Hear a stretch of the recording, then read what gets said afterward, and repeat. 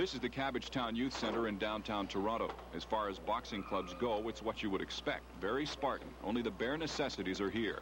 But this club has turned out some of the best boxers in Canada. The most famous of them all is Shawn O'Sullivan.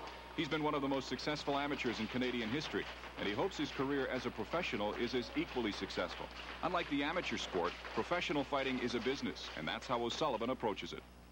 I would say I look upon any match I go into, I look upon it more in a business sense. In fact, you know, any time I feel things are not going the way they should be going, or are not going as planned, I'll start thinking about other people and all the other people who have done work for this particular show or for me, and I'll, in a very business sense, feel that I owe them something, and that I owe them that I get back on track and take control of this bout.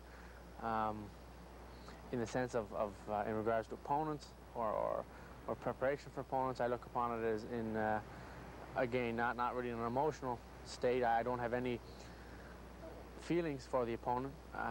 He's just another opponent, and he's basically someone I have to get by to get to where I'm going.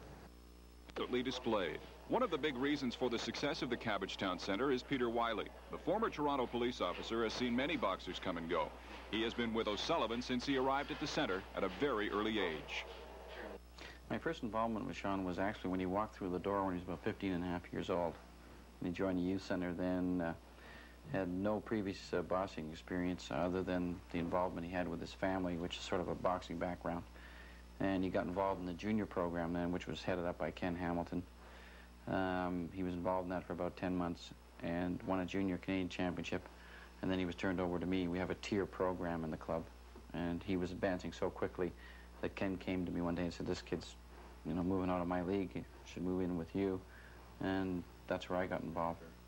He was very mature when he came into the gym for a 15-and-a-half-year-old. I was very surprised how mature he was, dedicated to training and so on. He's got the same sort of attitude now, except more mature outlook and more business-oriented in his I guess, view of things. The career of both Peter Wiley and Shawn O'Sullivan has had its shares of ups and downs, both in and out of the ring. Through it all, a special bond has developed between the two, one that goes beyond boxing, but doesn't go too far. Peter has been, he's been a big factor in my career ever since day one. He's been the coach virtually since day one. I had one other coach at the Cabbagetown Youth Center for about 10 months or a year, Mr. Ken Hamilton. After that, Peter Wiley took over, and Peter's always been there, and he's always been a big help, a big motivating factor, an assuring factor. He's everything right now, and he's a big help. Close friends. We still have a business sort of attitude in the gym towards training. We kibitz and laugh, as most coaches and athletes do, but we still have an outlook towards business in the gym, towards training properly, and there's still a coach-athlete liaison, or let's say contact, shall we say. But we still chum around a little bit afterwards. Not a great deal. I don't really believe in a great deal of personal contact with athletes after the gym. If there's functions we go to and so on, we do, but in regards to visiting each other's homes a great deal and so on, we don't really do that a lot. The finale of O'Sullivan's amateur career should have been in Los Angeles. However, the LA games turned out to be less than successful. Even though they talk about it in different terms, Wiley and O'Sullivan say the same things about LA. The strongest memory I have of the Olympics was it was the largest political situation I've ever been in, and that's how I would categorize it. It was a tremendous education in the game of world politics in sports. That's all I can categorize it, because I'd seen all the top flight competition before that for a number of years, so it wasn't new to me.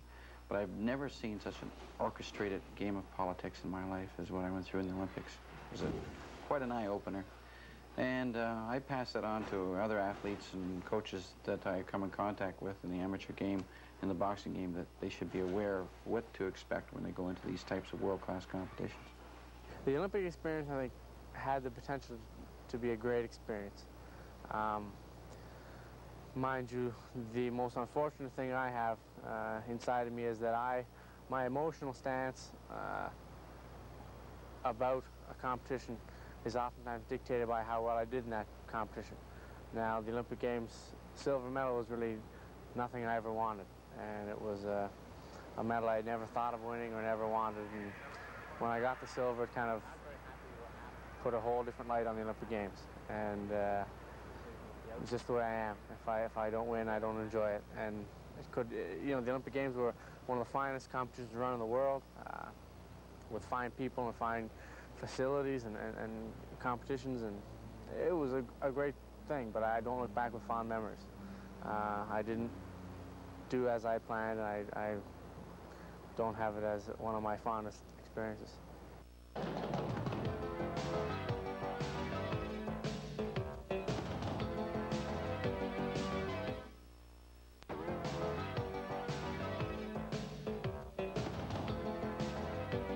I think the Olympic decision in the finals was probably something that just postponed any decision I could make on a professional career.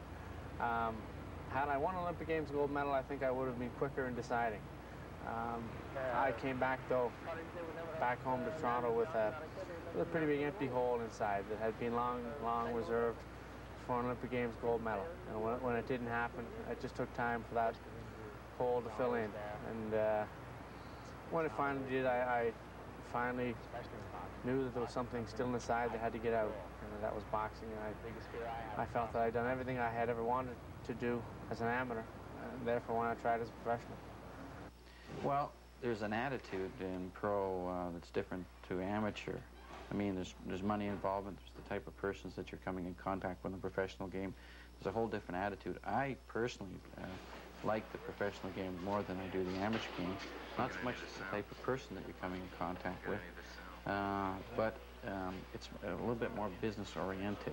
If someone comes into an agreement with you regarding bouts coming up and so on, generally they don't just back off all the time like they do in the amateur games. You can come up to a fight card one day before a fight or the same day, and you'll have 2 or 3 amateurs just drop out of the card at the last minute for some innocuous reason. There's no hold you have over them. So if you have a fellow under contract, generally they honor those contracts. To be successful at anything, it takes hard work. The work is harder in boxing than any other sport.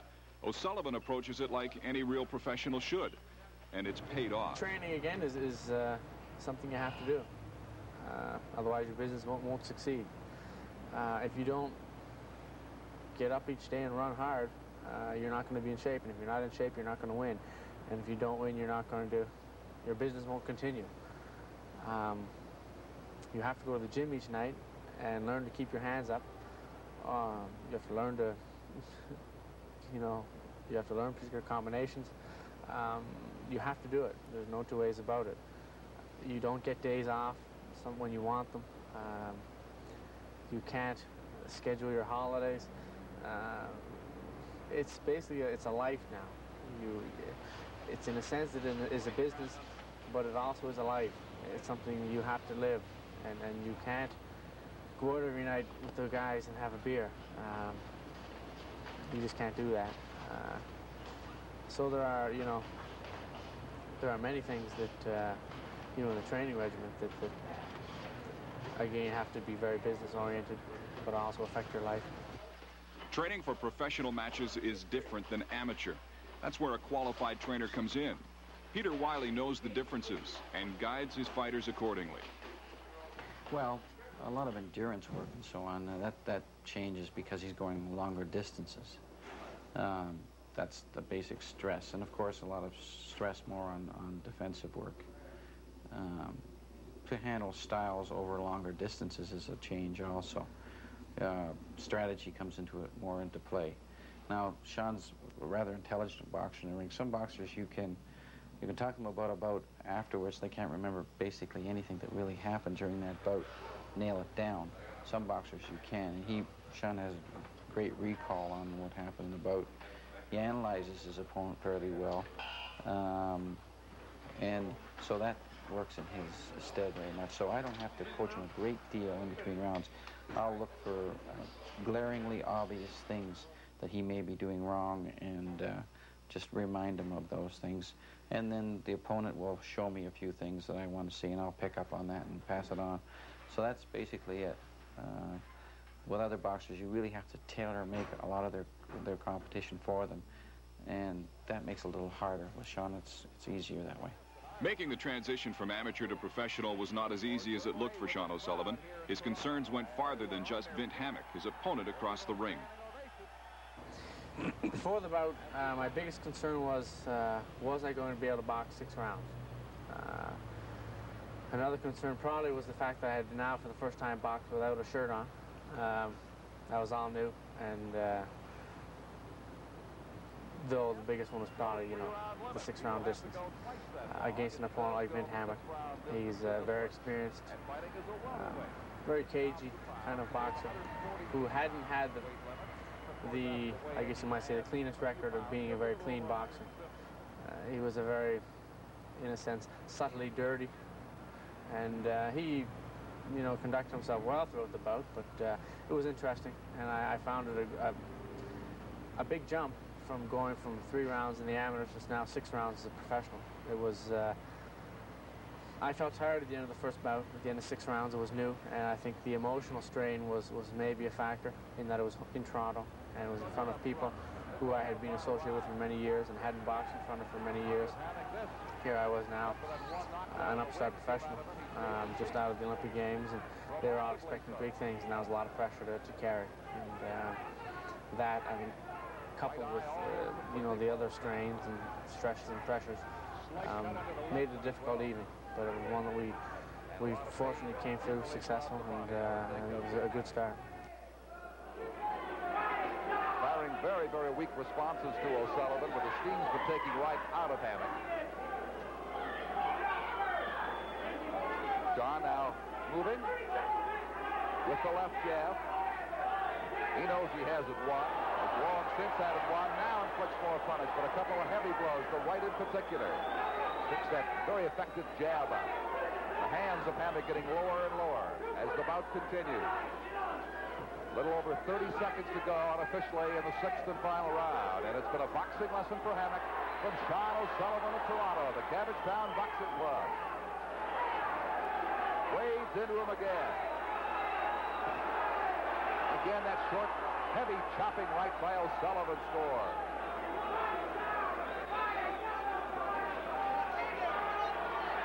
Just seconds remaining in the bout. O'Sullivan has been impressive. Got a game opponent, but somebody who simply couldn't handle him. As the bell ends it. For his second bout, O'Sullivan traveled to Halifax, Nova Scotia.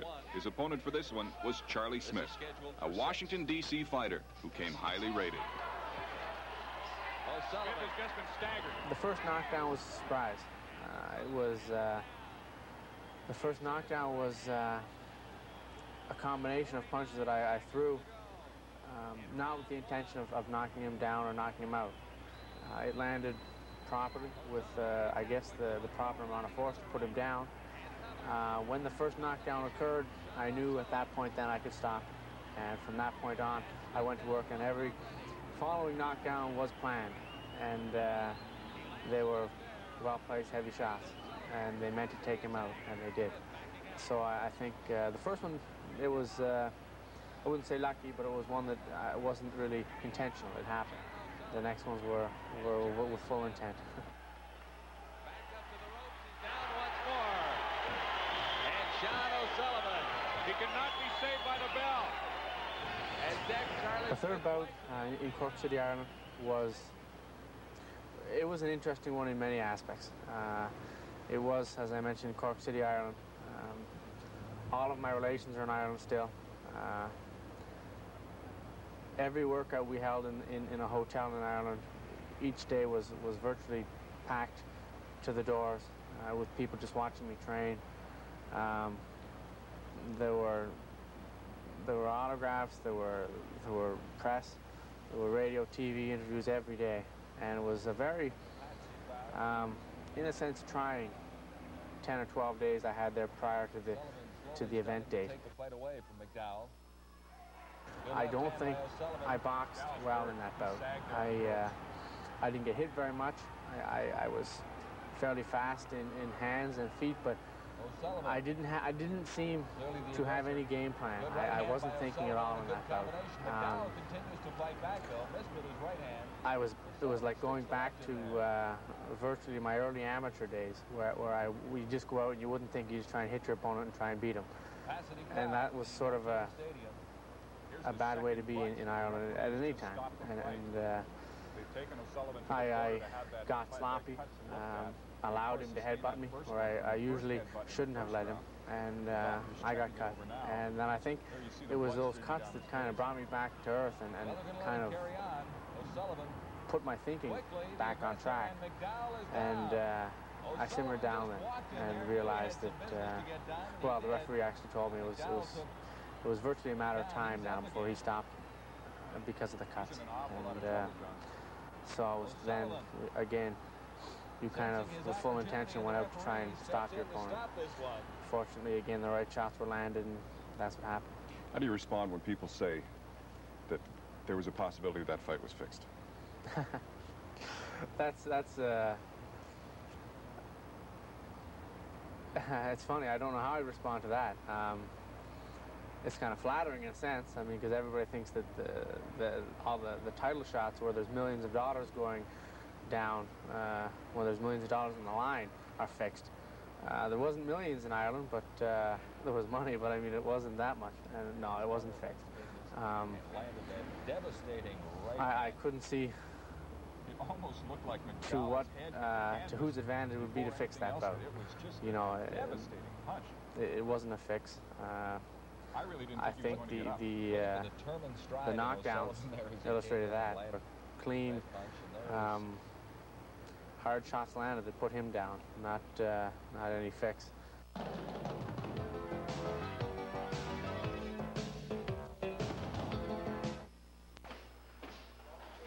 Do you think that there's a misconception in that people, just because you're in the boxing game, people don't realize that it's no longer a game for Shawn O'Sullivan? There truly is a vast amount of people who still feel, you know, they can call the house and ask me to do something. It was like that years ago as an amateur, because that's the way it was. That's the way things had to be. I was going to school, and I really didn't depend on boxing for my livelihood. Right now, though, this is business. This is my life. This is all I do now. I don't have a backup job. I don't go to school anymore. This is what I do. This is big business now. And there is, I think, still a great amount of people who don't really realize that. And I guess with time they will, but there are still a vast amount who feel that I haven't really progressed from the amateur situation to what I am now. It's important for Peter Wiley that Shawn O'Sullivan be successful, but he doesn't want anyone to think he's riding O'Sullivan's success to his own. A person who would dedicate himself to one person or one venture could run into problems if something happened there.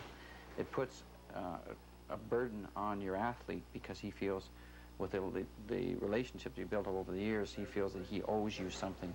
And if something goes wrong, he feels down about it. So you shouldn't lay it on his shoulders, so to say. This is the kind of thing I'm speaking about. A coach who lives off the back of athletes totally. In other words, he depends upon them competing on a regular basis to make money. I think that creates problems also. So I like to have a secondary sort of income, or sort of something in the future that I'm going towards, rather than saying I'm depending upon Shawn O'Sullivan for my income.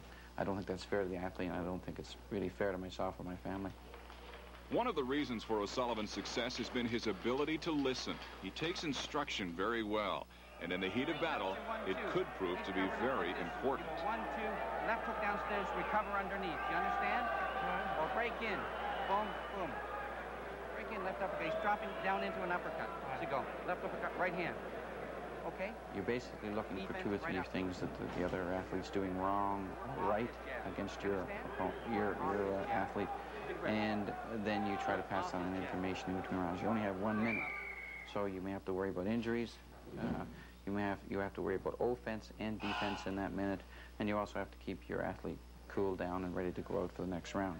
So you got to be fairly efficient in that corner. If you start talking a lot in the corner, confusing things, then the athlete becomes confused, upset, and so on. And, you know, psychologically, that can be a big letdown. And about 60 to 70% of this game is, you know, psychology.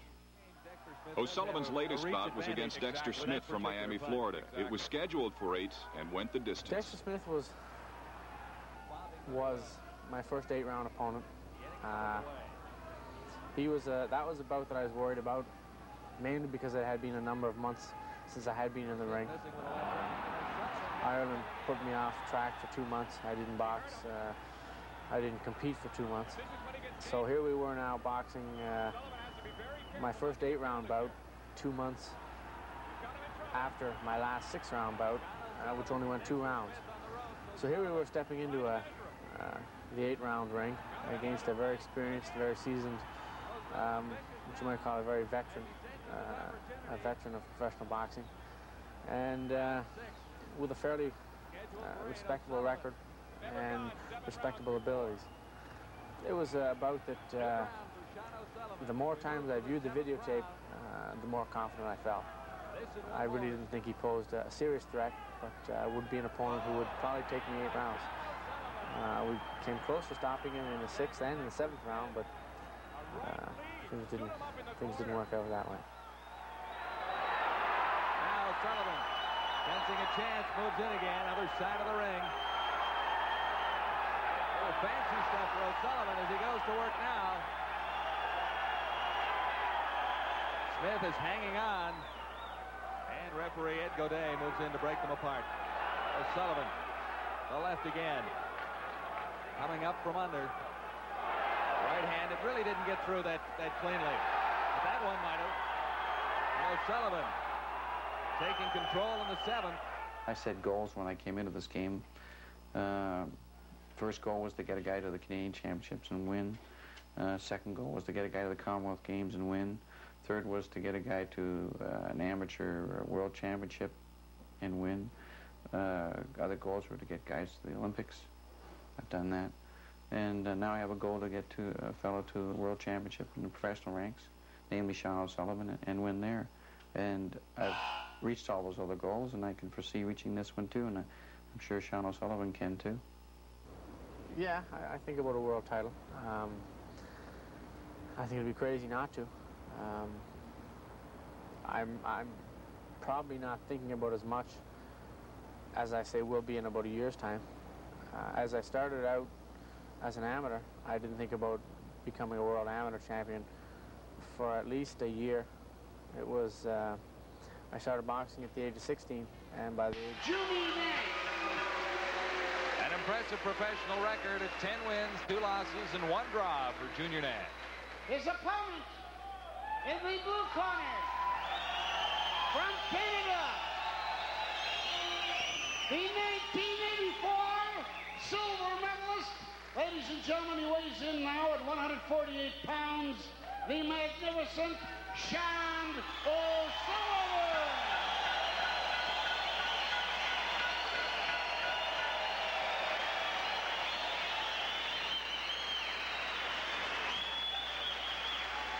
This is an 8-round contest. Shawn O'Sullivan's second 8-round contest since turning professional. And his 5th bout as a professional. So far, he is unbeaten. Chuck Willens, the referee.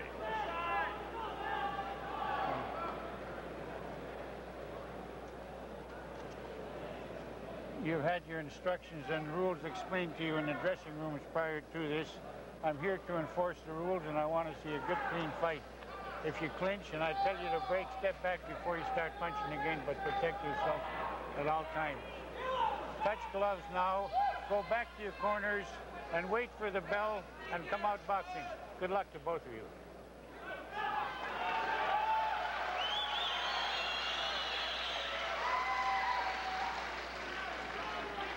Well, another moment of truth for Shawn O'Sullivan. Big moment, too, for junior Junie Nash.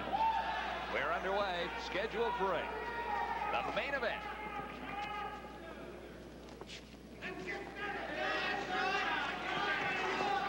Shawn O'Sullivan, noted as a very quick and devastating puncher, using the left hand effectively on Junior Nash.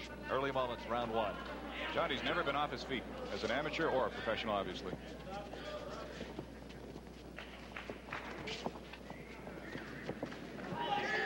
O'Sullivan doesn't like to study too much on his opponents as far as film or something is concerned, or tape. And likes to find out what they're about when he gets into the ring. Let go.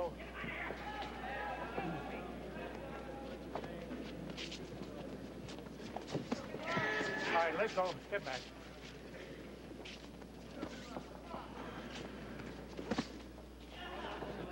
An exchange there, both fighters landing body blows. O'Sullivan still has that right ready to go, but he hasn't moved a hand but his left so far. He's a patient young man. He's a student of the sport. Left hand almost for O'Sullivan that time. Nash tried to sneak a left hand through. O'Sullivan countered a left hand there. O'Sullivan came out of that with a left hand. Another left uppercut that time. Nash felt that one. The uppercut. O'Sullivan missing with a left hand. That right cannon is poised for Shawn O'Sullivan. He really hasn't used it. Both fighters still low. As we approach the final minutes of round 1, still feeling each other out. There's a long way to go. Nash landing a right hand to O'Sullivan's cheek.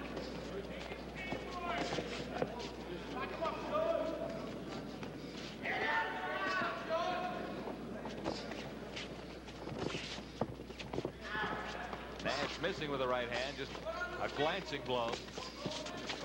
O'Sullivan, 2 left jabs. Missed with the right hand. Get back. O'Sullivan coming out of that with a good left hand. The left hook.